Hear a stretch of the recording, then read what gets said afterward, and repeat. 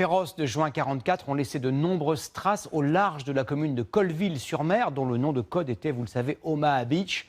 De très nombreux vestiges du débarquement reposent au fond de l'eau. Ils constituent un témoignage précieux pour les historiens. Un reportage d'Antoine Delcourt et Guillaume Torel.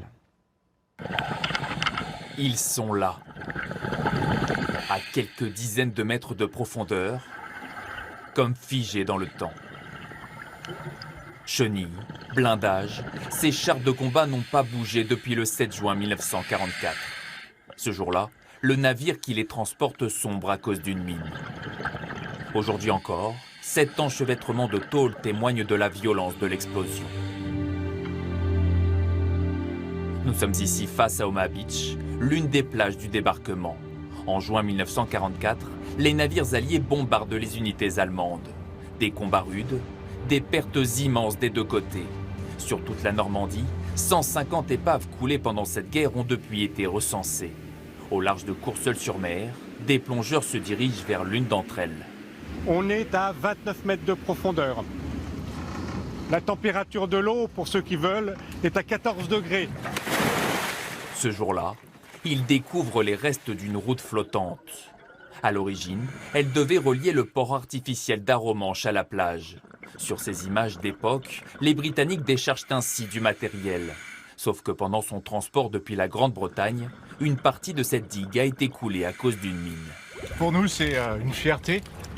Puis c'est un symbole, quoi. Les routes flottantes, on imagine qu'il y a beaucoup de soldats qui ont marché dessus. On a l'impression d'être un peu avec eux par rapport à ce qui s'est passé. C'est bientôt le 75e anniversaire. Depuis 10 ans, Francis Paumet emmène ainsi des plongeurs sur plusieurs épaves du débarquement. C'est le plaisir d'aller sur un bateau qui a coulé. Non pas ce plaisir morbide que cela peut représenter, mais ce plaisir de découverte, de savoir que quelqu'un a navigué sur ce bateau.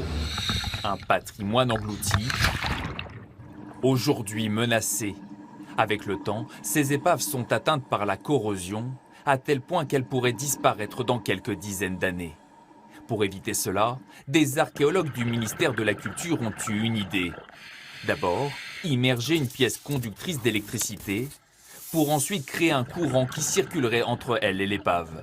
Le but, réduire la vitesse de corrosion du métal. Dans quelques jours, la technique sera testée sur un navire de guerre coulé au large de Dieppe. Si cela fonctionne, les épaves du débarquement pourraient être sauvées et continuer à livrer leurs secrets. On peut retrouver des objets d'usage, de la vaisselle, des choses qui ont été personnalisées. Ça nous permet toujours d'en apprendre plus. Un travail de longue haleine pour lequel les relevés des plongeurs sont indispensables. Il faut aussi sensibiliser le public, rappeler que le pillage est interdit par la loi. Ces épaves constituent une richesse inestimable pour les plages du débarquement, qui pourraient être un jour inscrites au patrimoine mondial de l'UNESCO.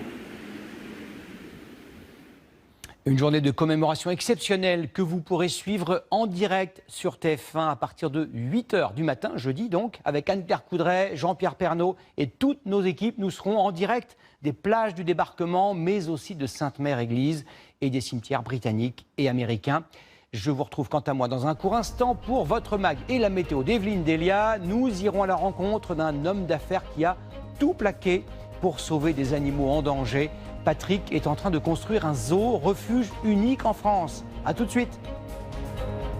Retrouvez toute l'info sur LCI, canal 26.